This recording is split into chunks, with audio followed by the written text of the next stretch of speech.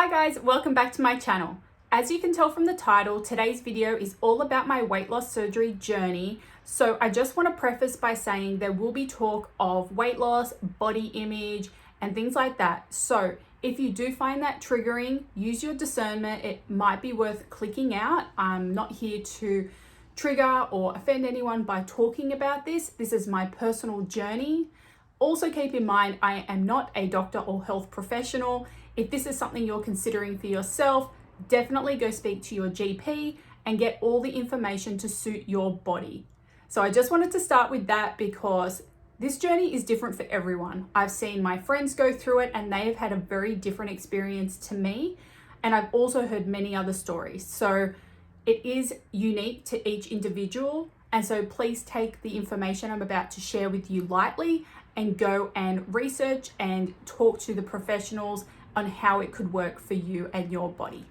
So basically today I am going to take you through my complete journey from start in terms of just the initial research phase, why I decided to do it, all the way through to today and where I'm at now and my current results. Now, I guess to give you a bit of background information, I have struggled with weight my whole life. If you came across to my channel after seeing my keto video, which I posted 3 years ago, I actually lost 20 kilos on keto, which was a great effort.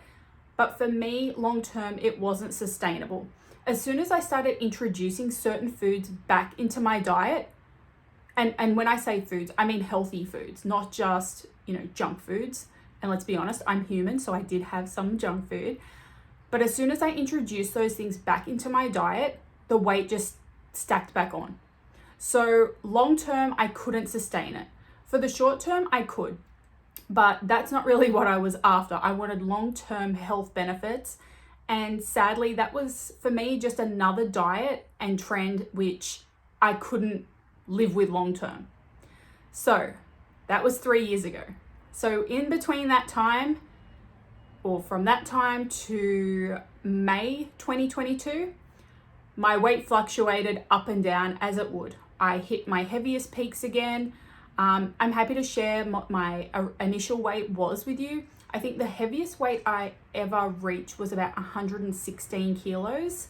That wasn't the weight that I started with before I had my surgery. I was more around the 110 mark. But just for some context, that's what it was. And according to the BMI, which, look, again, I'm not a doctor, but I find that measure a little outdated. But that's what doctors and specialists go off. So who am I to say? I was classed as pretty much morbidly obese and extremely unhealthy. Now, given I have had bowel cancer in the past, and also something which was coming up for me, which I will be honest played a role, was my wedding day. I know people talk about losing weight for your big day and all the rest, and then I know there's the other side of the coin, which is you're beautiful the way you are and you should accept your body and show up as you are. Now, for me, struggling with my weight my whole life, I don't even know how to say this.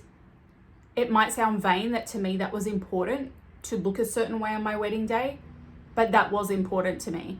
I wanted to feel beautiful, and I guess it's sad that I didn't feel that way in my heavier body. I wish I did. I tried so hard. I would try and do the positive affirmations and all the things, but sadly, I just couldn't get to a point within myself that I was ever comfortable being that size. And that's just me. If you are, my hat goes off to you. I wish I could have had that strength and to have felt that way about myself and given myself that love, which I know I deserve at any size, but I couldn't. I had pretty low body image and self-confidence. And again, I don't know if it's because I struggled with it my whole life, but that's just where I was at. Anyway, so there are a couple of the reasons why I decided to get it done. So obviously health benefits, I guess vanity was another one for me, I'll be honest. But primarily it was health and also just feeling more comfortable in my body. Like I felt so lethargic and I felt so tired all the time, and I just had no energy, and I was like, I didn't want to live like that anymore. And I also knew the older I got, the harder it was going to be to shift this weight, and I would end up getting to a point where I was really going to struggle, and I didn't want to get there. Another factor was a very close friend of mine had the surgery. Now, she had some health issues herself, and the weight loss surgery was an option her doctor presented to her, and she took it. And I saw such incredible results. It literally changed her life. When I see the woman she is now compared to who she was pre-surgery, it's like chalk and cheese. She is a beautiful person inside and out, don't get me wrong, and I love her. I've loved her ever since I've known her. But from a health perspective and just her happiness, it was radiating at such a high frequency that I was like, I want what she's got. I want a piece of that. That's how I want to feel, because I hadn't felt like that in a really long time. In fact, I think it was New Year's Eve of 2021. We all went down to the beach to watch the fireworks, and I actually asked her, and she had already had her surgery at that point, and she looked amazing. And it wasn't me comparing myself to her, but I just at that point, I was not in a good way mentally about how I felt about myself. And I actually asked her that night, please don't take any photographs of me. I don't want to see what I look like on New Year's. Like, I don't want to take that image into the next year. I don't feel comfortable. And she respected that, and it was very kind of her just to kind of keep me out of the photos, or if she took any, not to post them. I might actually try and find that photo. I know she still has it. I'm going to see if she'll send it to me, and I'll include it if I have it. I just felt so uncomfortable that I was like, I don't want to share this with anyone, and I definitely don't want it on social media. So that was the start of 2022. Anyway, then I guess it was becoming quite real that I was due to get married on September 17, 2022. Now, that shouldn't have been like my D-Day or anything, but it kind of ended up becoming that, because if I was going to make any kind of change, I knew I had to do it well in advance of that to give myself time to heal, and also to, I guess, become accustomed to this new diet and lifestyle and way of living, because it is different compared to how I was living. So I have all my receipts here, all my notes, all my paperwork. Oh my God, I have stacks of it. And so I am going to run you through my full process. This will take you through from my initial consultations through to the costs. I'll try and include timestamps, so if there's certain parts you're interested in, you can just go ahead and skip to those parts. But I just want to be as transparent as possible, because it is quite a lengthy application process depending on what you choose to do in terms of like payment method. So I just want to be really transparent about the whole thing with you. So let's get my book. It started with my initial consultation, which was on the 24th of May, 2022. Now, I'd already been to my GP and spoken to her about what I was thinking and how I wanted to go down the path of looking at weight loss surgery options. So she gave me a referral to see a bariatric surgeon who I was able to see in my hometown of Wollongong. He actually operates out of Sydney, but he comes down here every couple of weeks. So you can have appointments and that sort of thing. Now, when it comes to weight loss surgery, there are a few different options that you might be recommended, and your surgeon will then suggest the best one for you. So there's the band surgery, which is a reversible weight loss surgery where a band is put around your stomach to reduce the food consumption. There's the sleeve surgery. This is when a portion of your stomach is cut out. I believe from memory, it's about 60 to 70% of your stomach is removed. And then there's a gastric bypass surgery. So obviously everything bypasses the stomach altogether. Now, my surgeon recommended for me, and again, this is based on my previous health conditions, such as bowel cancer, he recommended the only option for me was the sleeve. And that was cutting out 60 to 70% of my stomach. Now, of course, when they tell you that, it is quite, it did make me feel anxious. I'm like, whoa, they're actually going to slice out, and reconstruct a major organ. But again, had I not had friends who had done it before and seen their results and how they come out, then I might have been more hesitant, but I felt very confident. So I was happy with his decision to suggest that for me. And after him explaining exactly what that meant, I felt good about it. So I was like, okay, if anything, that's the one I'm going to do. And in fact, that's the only one he recommended for me. He said that the sleeve and the band and the bypass just weren't going to be suitable for my body. Totally fine.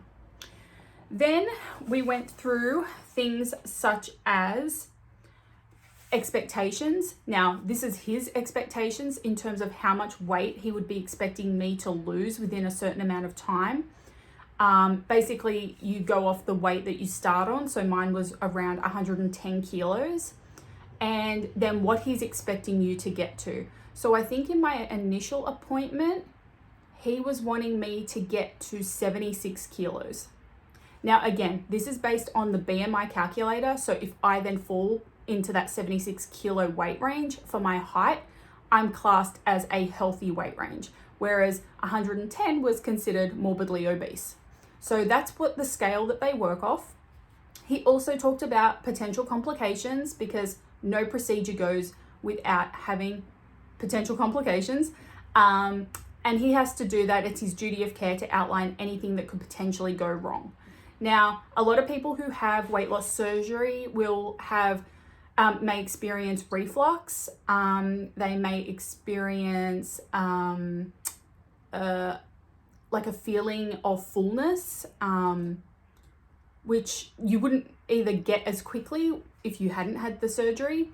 And there's also something called dumping, where basically the food just kind of goes, in a sense, right through you, not to the point of like diarrhea, but it can just kind of go straight through you, and it can then cause different things. I did have a case of that, which I will touch on, but it can give you different side effects. So there's a few things that he tells you to look out for.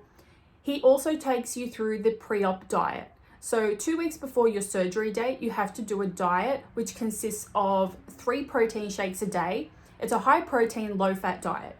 And the whole purpose of this is to try and lose any weight pre-surgery.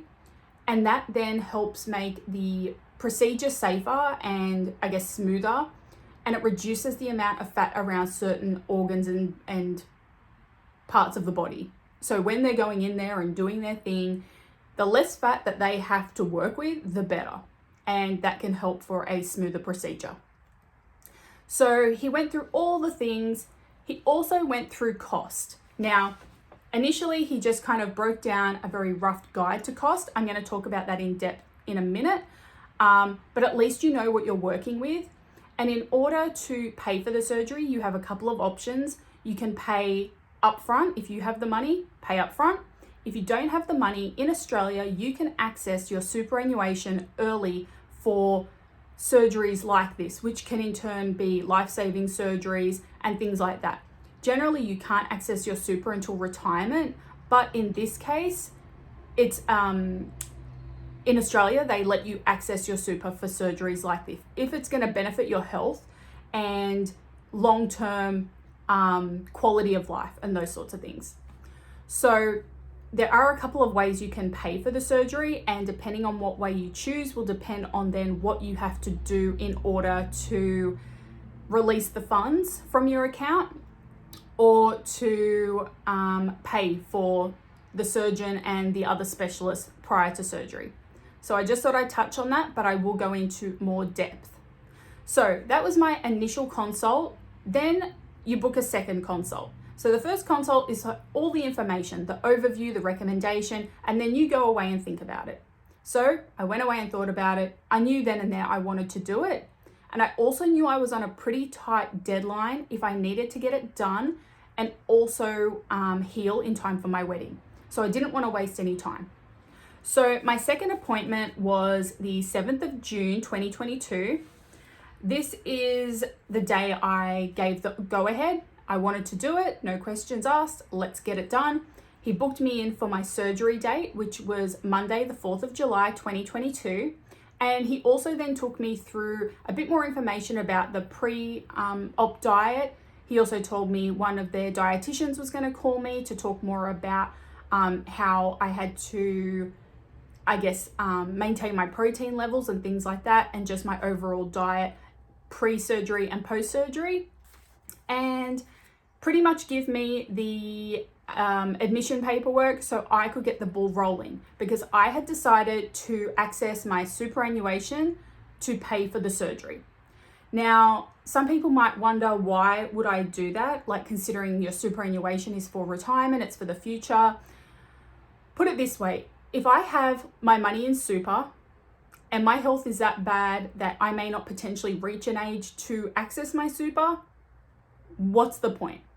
For me, I wanted to access my super, to do this surgery, to give me long-term quality of life and to just live a healthier life across the board. Now, if I now reach that age of super and I can make, voluntary contributions, like, because I work for myself, like I don't have an employer who pays my super, I pay it myself, I can start to top that up again. It's not that I'm not going to get the money back, but what I gained in terms of my health, my confidence, my energy, my opinion far outweighs the price of the surgery. But again, it's a personal decision and you really have to sit down and think about what's right for you and your future. So on the 14th of June, 2022, I had my call with the dietitian. And basically that was the day that I'd start my pre-surgery diet. My diet was scheduled for the 4th of July. So I had a couple of weeks, which meant I had to have 3 protein shakes a day. And I had to have a high protein, low fat diet. And again, it was to reduce any of that excess fat prior to surgery. So in my case, we kind of ran through just what I would generally eat on a normal basis. But my diet for those 2 weeks pretty much consisted of the shakes, steamed vegetables, and 100 grams of fish a day. For me, she wanted me to increase my protein intake, and that was again based on my blood work and things like that. So again, it's personal to each and every individual, but that was her recommendation for me. And that's what I had to do for 2 weeks prior to the surgery. Now, after the surgery, the diet is very different. Basically, consider yourself a newborn baby. You start with 2 weeks on liquid, then you go for 2 weeks on puree, then you go for 2 weeks on soft food, and then you start to integrate normal food back into your diet. So you're literally a baby. That's how I felt anyway. And I had to restart the diet a couple of times, and I'll explain why shortly. So that was my consult with the dietitian. I felt really good about it, and I was already starting the shakes. I actually started them a week early because I wanted to start to adjust and get used to this, new way of eating for the time being. So I started a little earlier, and she said that was fine. Now, the next part that I needed to really crack down on quickly was the cost and getting my funds organized and getting all the people paid prior to my surgery. Technically, you have to pay everyone. I believe it's 7 days before your scheduled surgery date, and people include the surgeon, the anesthetist, and the hospital. Now, my surgeon works out of a private hospital, so it is going to be more expensive than going to a public hospital, and that may not even be an option depending on who your surgeon is. You've also got to consider the cost of the supplements you have to take afterwards. So I am basically on a multivitamin. I take 2 a day for the rest of my life. For me, it's a small price to pay, and I wasn't worried about doing that because I already do take other supplements, so I was happy to do that. But again, that's another cost you have to consider. But I guess what you save on buying food, you kind of can use to buy those things. So that's kind of how I weighed it up. Now, like I said, you can pay for this up front. If you do pay for it up front, it will be cheaper because you aren't accessing your super, and you do have to pay tax on accessing your super early. So I just want to make that clear. And this is in Australia. I don't know how it works around the world. I don't even know if you can access your super or 401k prior to retirement age. but this is just how it works in Australia and specifically New South Wales. So when I had my initial consultation with the surgeon, he pretty much gave me a very brief overview of the fees that would be associated, and it was going to cost me roughly around $18,000 to $22,000 Australian. So you're going to need $2,000 for your anaesthetist, you're going to need $5,000 for the surgeon, and the hospital came to, I think, $11,500 for 2 nights. 2 nights, 3 days. And then the difference was the tax that I had to pay to access my super early. So mine personally came to about $22,500. That's how much I was released into my account to pay for the surgery. Now the process to access that is I won't say complicated. If you have all your ducks in a row, you're good to go.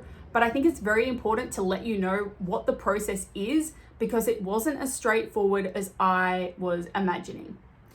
So as soon as I said, yes, I want to do this, I had my admission paperwork with my surgery date.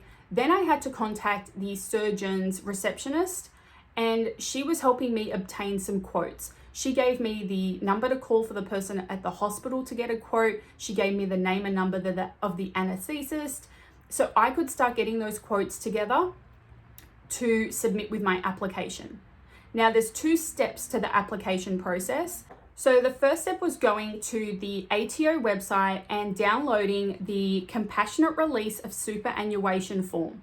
Now I had to complete this form, and I also had to take it to my GP, because there were sections of this form that she had to complete to verify me being eligible for the surgery and that she recommends it. So she had to complete a section about the medical practitioner or specialist supporting my decision to do this, and she gave me, she wrote a list of reasons, and then she also had to declare it and sign it, put her medical number, all of those things. So that was step 1. Now the next step was obtaining those quotes. So I was able to get those quotes from the surgeons, the anesthetist, and from the hospital. So once I had all of those, plus my application form, I could lodge it with the ATO online. Now, this process does take up to, I think, 7 to 10 working days. And I was on a time crunch because of my surgery date coming up very soon, and you have to settle those accounts normally 7 days prior. So I was really cutting it fine, and it was a very stressful period because, as you may know, when you're working with the ATO, with the government, anything like that, you just don't know. There are no guarantees with how long things might take. I was very lucky and I got it all done in time, but it was very touch and go there for a while, and I had to call several times to see if my application could be put in as priority. But again, there are no guarantees. So once I had submitted that, I have to wait for the ATO for approval. So they have to go through all your forms, the quotes, and then they decide if you are eligible to have your funds released from your super. So thankfully I did get the approval. It started with an initial text message telling me that it had been approved, and then within 72 hours I received a letter approving me to obtain my super. So you need that approval letter from the ATO to send with another application through to your super fund, and it's them who release the funds into your account. So the form I had to complete, I'm with Australian Super, was the apply for payment on compassionate grounds. So I completed this form, I attached my ATO approval letter, and then sent it off to them. Now again, that's another process which can take a period of time. I believe it might have been another 7 working days, but thankfully, thank gosh, I got the funds in time, so I was able to settle all my accounts prior to the surgery, and I was good to go. So I just wanted to kind of share that experience in terms of if you are looking to obtain your super to pay for the surgery, because there are a lot of things to think about. You've got to get all your ducks in a row. And if you've got a very short deadline for your surgery date, I'd recommend giving yourself more time, is what I would say, because in my head, I'd had it all mapped out. Basically, I worked backwards from my wedding day on my healing period, my surgery day, or the diets, and then the surgery day, and then from there. So if all things went to plan, I would have been well and truly fine for my wedding day. And I was almost fine, but I did have some road bumps along the way, which I'm going to share with you with my post-op healing process. Surgery day came around Monday, the 4th of July. I had I went in at the admission time they'd given me the day before, and I was ready to go. I was the last person to get done that day. I think he does 4 to 5 surgeries a day, and I was the last person. So I had to wait pretty much 4 or 5 hours. I think my admission time was 1:30, and I didn't get in till 8:30, 9 o'clock at night. And that's because somebody's procedure prior to mine went longer than anticipated. So that's just the way it is. You don't necessarily know what time you're going to be there, go in, but you've just got to be there and wait it out. So I went in for my surgery. I remember going in, and the anesthetist was so nice. Everyone was lovely, and then it was lights out. Did the surgery. Now, I remember getting pushed. I remember waking up in the room, and I just felt so groggy, and the nurse was trying to get me to drink, and I just couldn't. Everything just felt awful. Now, not in terms of pain, this was just me coming out of the anesthetic, and I don't normally have any issues with that, but it was just she was like, do you have your phone? Do you want me to plug it in? She was asking me all these things, and I felt so disorientated that I was like, I just felt sick. I didn't know what was happening. I just felt really out of it. I just wanted to go back to sleep, basically. And once I'd gotten, she'd given me my phone. She goes, is there someone you want to ring? And I was like, yeah, I guess so. I was hoping she would just do it, but I ended up calling Jason, and I'm sure he probably doesn't even remember what I said, or I don't remember what I said, because I was probably just I'm out, I'm fine. I was just out of it. And then I went back to sleep. So the surgery itself, after I saw my surgeon came around the next day, and he said my sleeve went perfectly. It was like doing a virgin sleeve. He was a little concerned because I had part of my bowel removed from my bowel cancer, but I'd had previous scarring, but he said it wasn't and there was no complications, there was no problems. The procedure went as he would expect. So I was really happy to hear that.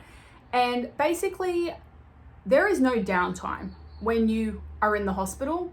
They want to see you up and walking within pretty much as soon as you're up. So the next day, if you have your procedure at night, the next day, if you have your procedure in the morning, you need to start drinking and you need to start moving. There isn't any laying around in bed. There is no chill time. It's go from the moment you're able to. So basically, in that morning, I had some yogurt, and they bring you around a special weight loss surgery diet, because now you're in the fluid stage. And you had to show them that within 24 hours, you can keep down 1 liter to a liter and a half of fluid. And if you can, that means that you're going to be able to go home. If you cannot, that means you probably will have to stay longer. And given that the cost of this private hospital was $11,500, I wasn't staying there any longer than I had to. So I was like, I can do this. So I just kept checking, making a note of when I was drinking, and the nurse was then checking that as well, just to make sure that I was on track. I remember I got halfway through the day and I wasn't nearly close to halfway. And she's like, you're really going to have to step this up if you want to go home. So I was determined at that point. I'm like, okay, I've got this. And I didn't do it to the point of making myself feel unwell or uncomfortable. I just took it sips at a time. And that's probably why it took me longer in the beginning, because I wanted to be gentle with what I was doing, knowing that I just had a major surgery and that part of my stomach was removed. I didn't want to put any excess pressure. So I was being very cautious and gentle, which is why it took me a bit longer, but I did make the deadline, which was the main thing. So I met the deadline. My friend actually came to visit me that night, which was so nice. And then the next day was my discharge day. But before going, you had a meeting with another dietitian, And again, she was just walking you through the different stages of the post-op diet and how you move through the different stages. So your fluid, your puree, your softs. And she was also answering any common questions and things like that. Now, there was probably about 10 people in the room during that initial meeting. And I'm going to say 6 out of 10 were going home and 4 weren't, because they hadn't met their liquid quota yet. So that's something to keep in mind. You do have to meet that quota before they'll let you go home. So after I've had that meeting, I was free to go. Off I went. My next follow-up appointment was the 19th of July, and that's when I saw my surgeon. Everything was going well. Everything was going as scheduled. I was moving from my liquid diet into my puree stage, and I felt good. Yes, I had scarring. It's a keyhole procedure. So there was like little incisions on my tummy, and they were still scabby, which is natural. But I knew that would eventually fall off and turn to a scar. So that's what I expected. They were all healing as they should have, and he was really happy with the progress so far. So let's fast forward to the 2nd of August, 2022. So this is almost 1 month prior to my surgery. Prior to this, everything was going fine. Did the liquids, was into the puree stage. I was excited to start moving into the softs, but I hit a bit of a hurdle, and I was getting these really sharp chest pains in my sternum every time I would swallow something, and it became quite uncomfortable, and I was very concerned. So I went back to my surgeon, I called him, and he sent me to go get a CT scan and some blood tests done. He called me back and he said the inflammation in my body and around my sleeve should have been less by now, but he wanted me to go to the hospital and have a gastroscopy to have a look and to check my stomach and to make sure there was no leak or hole in the sleeve. That's another precaution they let you know about in the initial consult, that sometimes you can get a leak, and that is definitely not what you want to hear. So I was admitted into the hospital and taken through to the emergency department, where I was then put on a drip for antibiotics and pain relief because I was still in a lot of discomfort. And then I was put in the back of emergency waiting for a bed. So I was waiting in the back of the emergency department, and because my surgeon had called through and given the hospital a heads up, I thought the gastroscopy was going to be happening that night. I thought it was going to happen straight away. And that's not what happened. Basically at 7 o'clock, I was told my gastroscopy was cancelled, and it wouldn't be happening until tomorrow. I was like, in my head, I was like, fine, that's fine. I'll wait till tomorrow. The other thing was I was now in a public hospital. Now I have private health insurance, but I didn't have the level of cover to cover the surgery initially. You have to have like top tier coverage, but I can go into a public hospital as a private patient. So I went into the hospital, and I was hopeful that my surgeon was going to be doing the gastroscopy to check my sleeve and to check the healing. However, he is a doctor who doesn't have a license to work in a public hospital, only a private hospital. But he had members of his team who could do it for me. So I was like, at this point, I was like, whatever, someone just needs to go in there and look, and we need to figure out what is going on because I'm in a lot of pain. 15 hours later, I still hadn't had a gastroscopy. In fact, they were sending me to go get another CT scan to check the area. I was so angry and I was so frustrated because I thought there was so much urgency to this, and that's why I'd been sent to the hospital so quickly.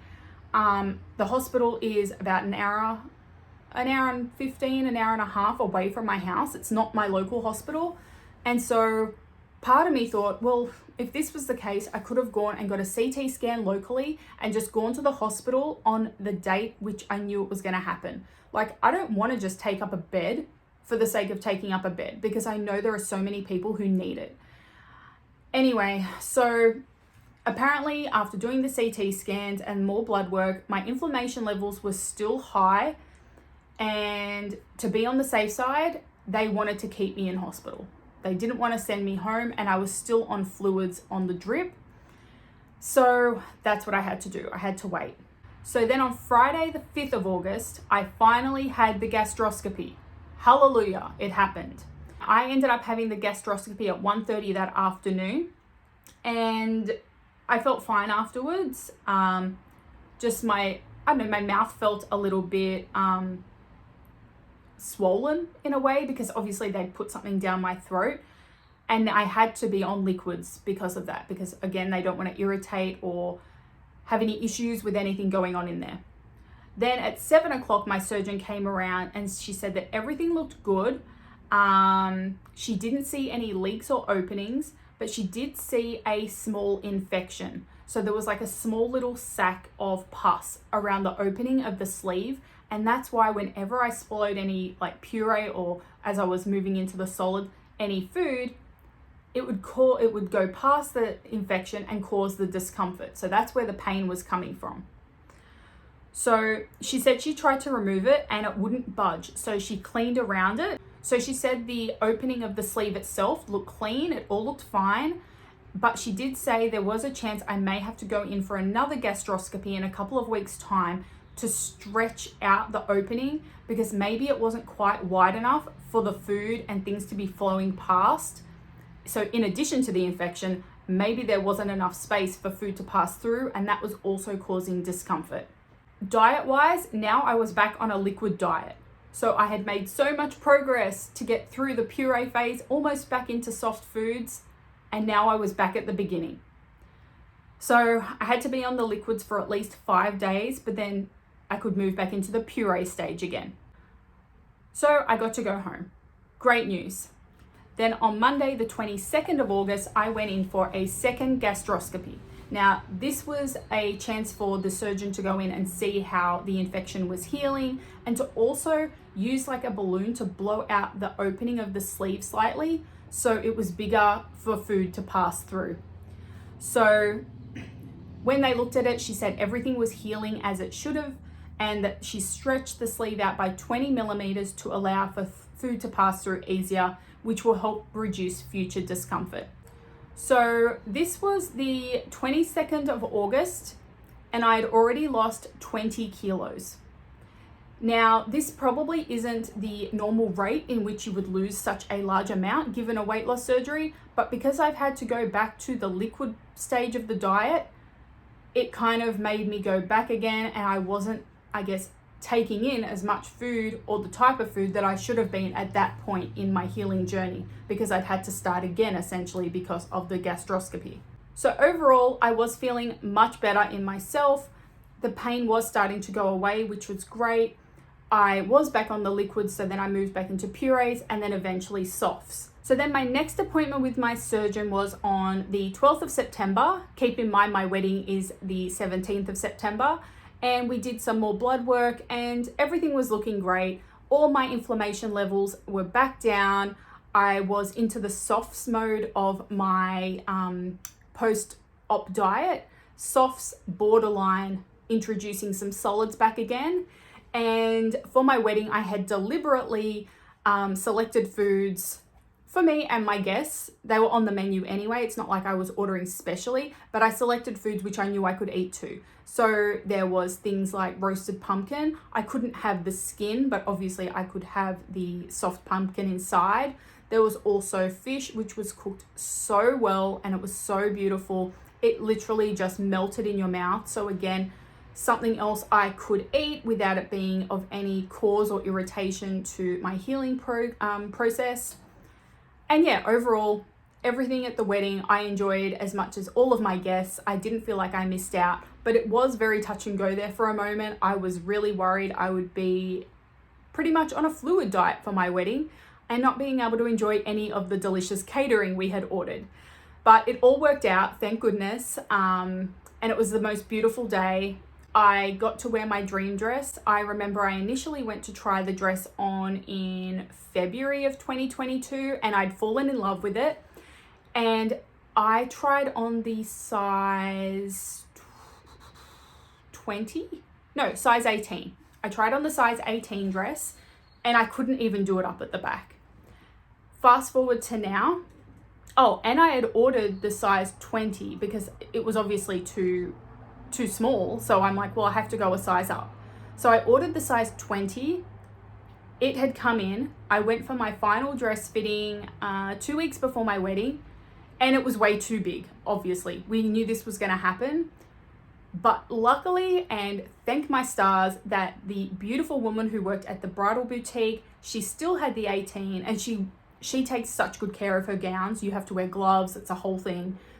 That she let me swap the 18 for the 20, and then we just had to do some minor alterations on the 18, so it literally fit like a glove.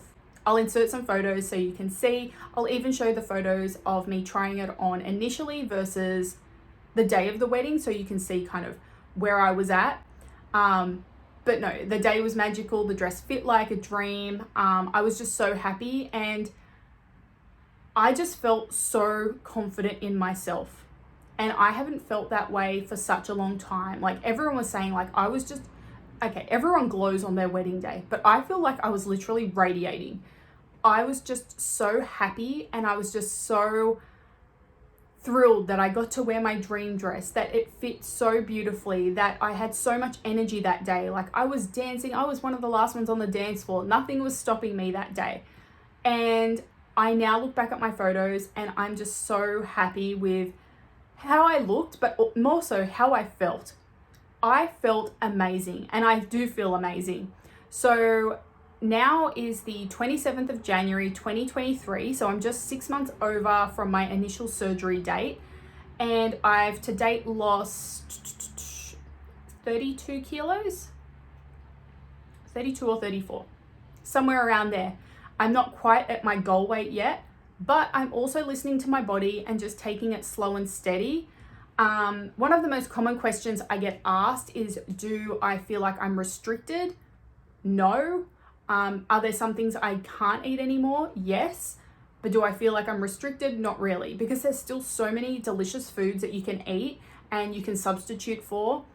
Also, when you have a surgery like this, you have to realize that there has to be change made on your part.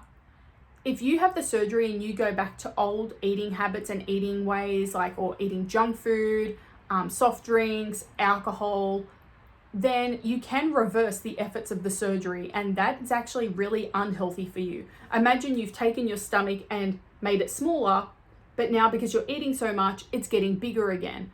That's dangerous on your stomach as an organ and just for your overall health. So you really are making a commitment for life. This isn't just a fad diet. This isn't just a trend. This is a lifestyle change and a commitment for life. So I think that's pretty much everything. That covers everything. I know this was a long one and there are many moving parts, but I wanted to be as transparent as possible.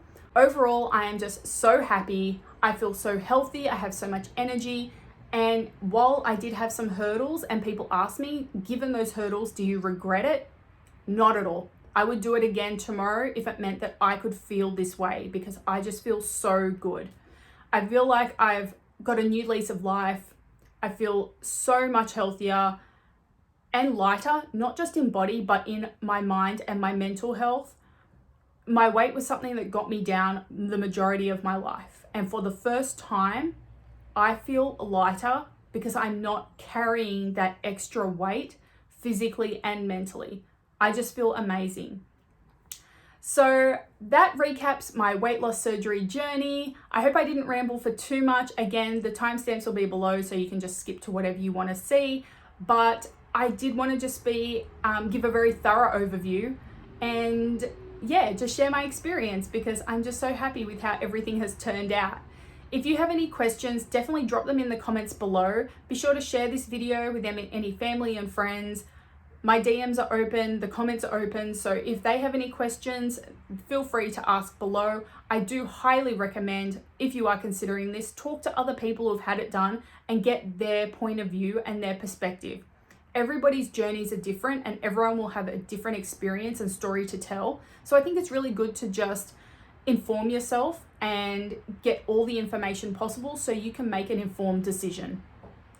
Thank you so much for watching this video, and please subscribe and stick around. I have some really fun holidays coming up and I've decided I'm gonna attempt to vlog them.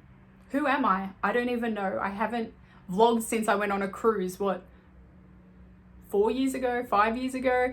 But I'm gonna do it, and I'm gonna attempt to be more present on this channel this year. So thank you again for watching. Stick around and I look forward to seeing you in my next one. Bye.